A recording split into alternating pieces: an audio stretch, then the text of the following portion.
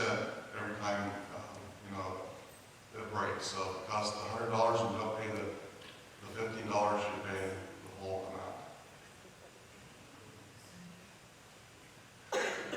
You can see, the charger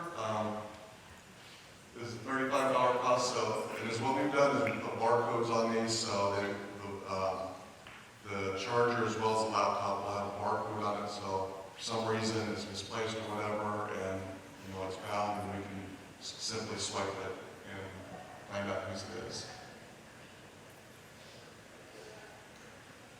Okay, we do have a buyback program, and so as you can see, for like year one, so that'd be like this year's seniors, they can pay 75%, which is $187.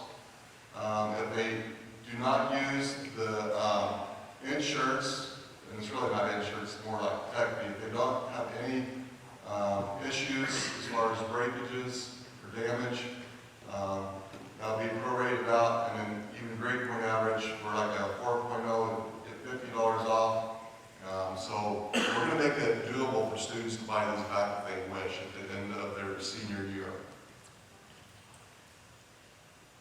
Okay, I'm going to turn it over to Mr. Duttison, and he can follow up on just a few things that I missed, and then we will let Karen toss some time.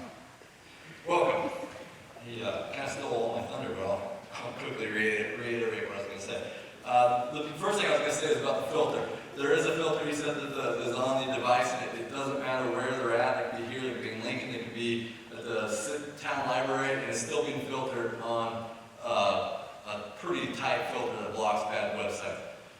With that, we can set it up so that as soon as they go on a bad website, it immediately emails Mr. McDiffit the student's name and where they went. So that student better have a good excuse of, you accidentally went there, or if you see that they're there for trying to hit it 5 times in a row, they're not accidentally going there, they're trying to get there. So it'll go there. When we get this all working, it's brand new that we bought it. We're only the second school in central Nebraska to have this, and it's going to be pretty cool when we're all done with it. But we can have weekly reports or monthly reports sent to the parents, so you can see after 10 o'clock my student has been online for 5 hours every night. So it has a lot of cool features to it.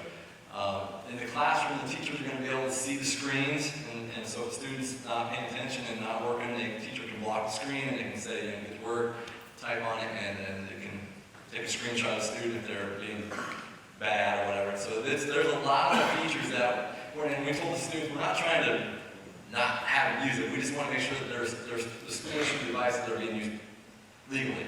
And Karen's going to talk about that, so I don't want to go there, but we do have those measures in place. And so when your student brings home a laptop, they're not going to be, you don't have to be worried about them cruising around on bad websites, at night. So it's still being filtered. And if you notice a website that they're on and you don't want them to be on it, let us know, and I can block it right away, okay? Because these filter, websites are created every night, it seems like. And so it's the filter companies try to keep up every night with the new websites, and sometimes they're just new and we can't get blocked until you let us know. So please let us know if you find something on those ends.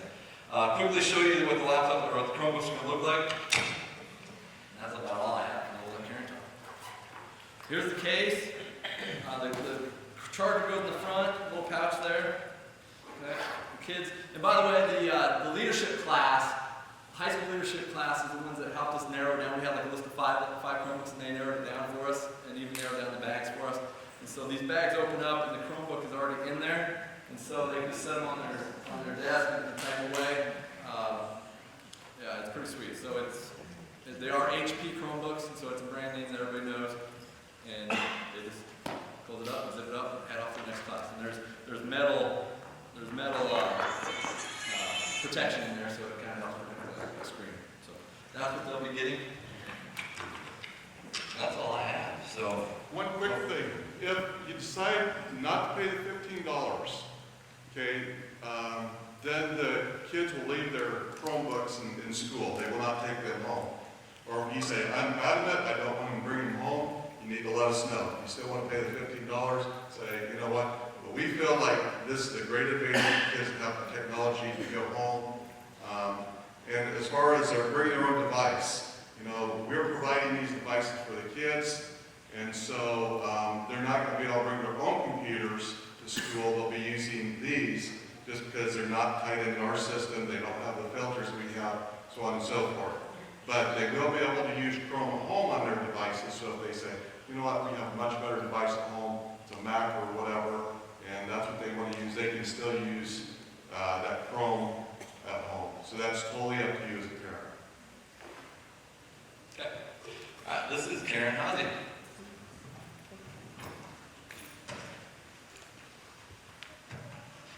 You know, I'm getting fired up because I take off my jacket before I talk to you. So let me tell you a quick story. I'm an attorney. I'm at Lincoln. All I do is represent public school districts in the state, including Central City, so go Bison. My kid graduated from Norris High School just this past spring, and Norris did one-to-one Chromebooks last year for the first time. So I was sitting where you are. At Norris, it was $40 to have like the insurance, you know, so if your kid jacked with the computer and broke it, you wouldn't pay. And if you knew my kid, you would understand why I had that check written as fast as I possibly could. So, 3 or 4 weeks into the school year, Eli comes home and says, Mom, I think I've lost my Chromebook. And I said, well, dude, you know what? That's why I paid my $40. You go to the technology department, and I think they replaced it for the first time absolutely free.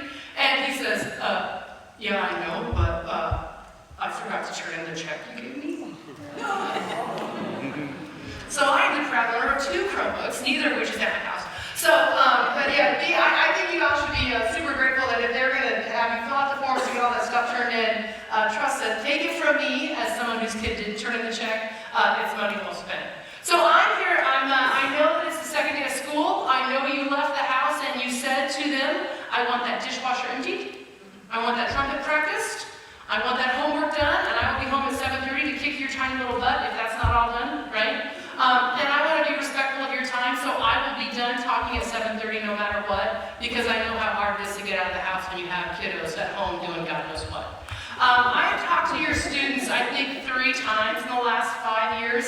I love your kids. Thank you. They are awesome people to talk to. And I think this is the first time I've had a chance to talk to the entire parent group. And so I want to share with you the stuff that I see in my practice. Oh, sorry, I got to swap HDMI in place. So you hear a lot about how hard it is to be a teenager in 2018 with all of the social media and all this stuff. And I just want to point out, if you think teens have it tough, don't you have a lot of angst as a parent living in the digital age, right?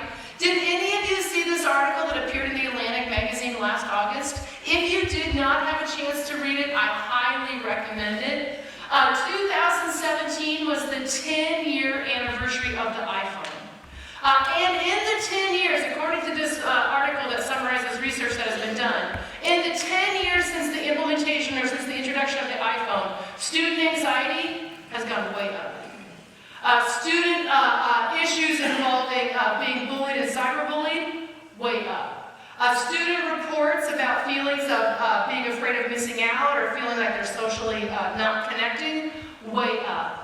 And so this article was like all about a lot of the problems that kids and parents are facing in light of the iPhone becoming part of our culture.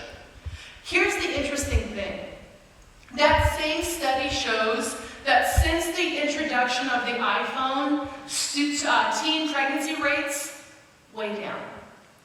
Students drinking, consuming alcohol and drugs, that incidence, way down.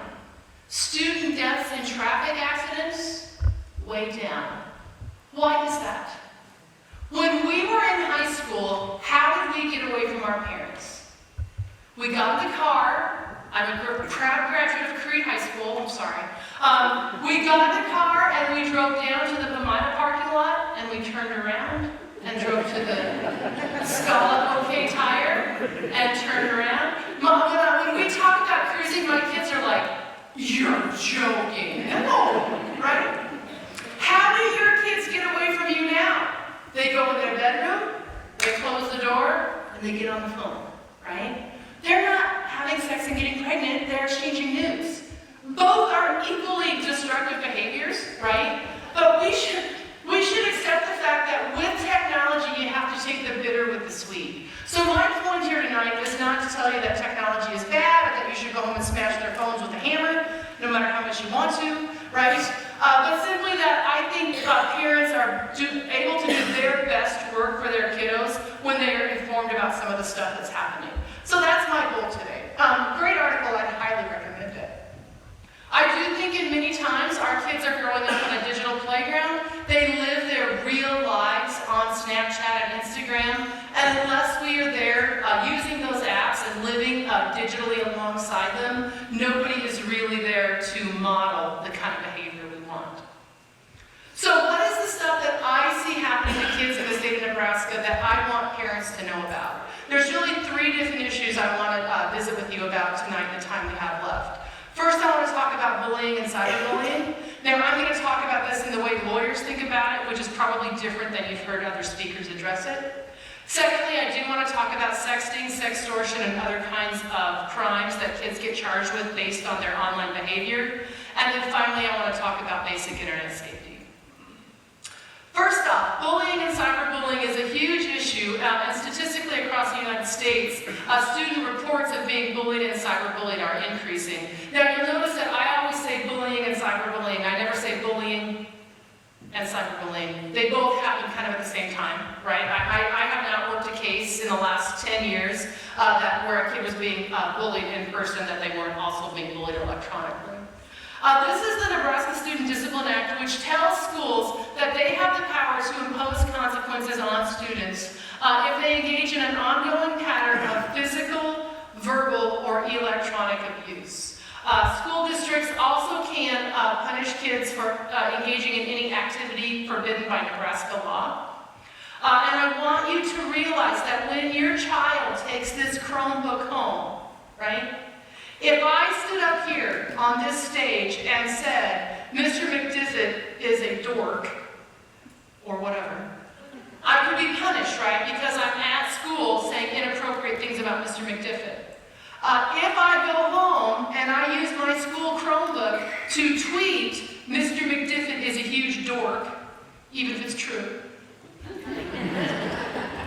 But the fact that I'm using a school device makes it just as if I had done it on school grounds, okay? So once they're using the computer for whatever communication they're using, it's exactly the same as if they were using it as if they were on school grounds. And that slightly increases our ability to discipline, but it also increases our ability to make sure kids are making good choices.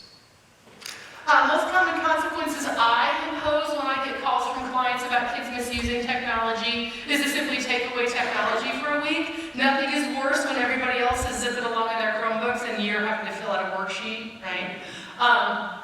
The other go-to consequence that I use is loss of extracurricular activities. I love this for 2 reasons. One, your student has no legal right to be involved in a sports team or on the choir or in the choir or in the marching band. They do have a right to be in school, and so legally it's way easier for us to impose extracurricular consequences. Kids also value it more, right? I asked them today, would you rather miss a day of school or not be able to play against St. Paul next Friday night? Oh, right? And so since that's more highly valued by kids, I think it's also a better discipline tool. Short-term suspension in Nebraska is up to 5 days out of school. Long-term suspension is up to 19 days out of school. Both are consequences we can impose if they use the Chromebooks to bully or cyberbully. In extreme cases, like Mr. McDiffit said, we can expel.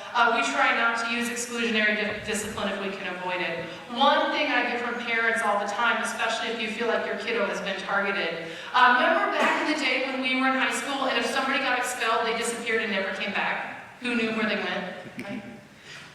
Now, school districts are limited in how long we can exclude students from school to 1 semester. Some of you have had problems and it seems like the school is not taking enough action.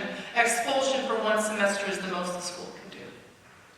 This is a case that occurred in Grand Island Public Schools at the end of the 2016-17 school year. Interesting case, kids are using a website called Ask.fm, which is like a really old and antiquated social media website. I wouldn't bother learning it. It's surprising that kids were still using it in Grand Island in 2017. A girl writes on Ask.fm, tomorrow gonna be hellafire, and she uses the fire emoji, and then she says, be there, school.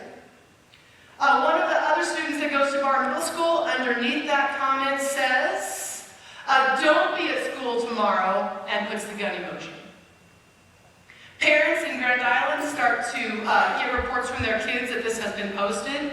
Parents become concerned that there might be an act of school violence. They call the cops. Police show up at the middle school the next day, pull the two kids in to interview them. Now, JS is the girl, that's this student that made this comment, and then this boy is a separate student who also goes to bar, but he's not involved in this lawsuit. When they pull JS into the conference room to talk to her, they say, "Why did you post this?" And she says, "I thought it was funny. I thought it was a joke. I was joking around." And the police said, "Do you really think it's funny to joke about burning down the school?" And the girl said, "Are you insane? I didn't try to burn down the school." How many adults in this room, be honest now, thought that hell of fire was some sort of threat against the school? My Aunt Marty says, "Yeah." Kids, what does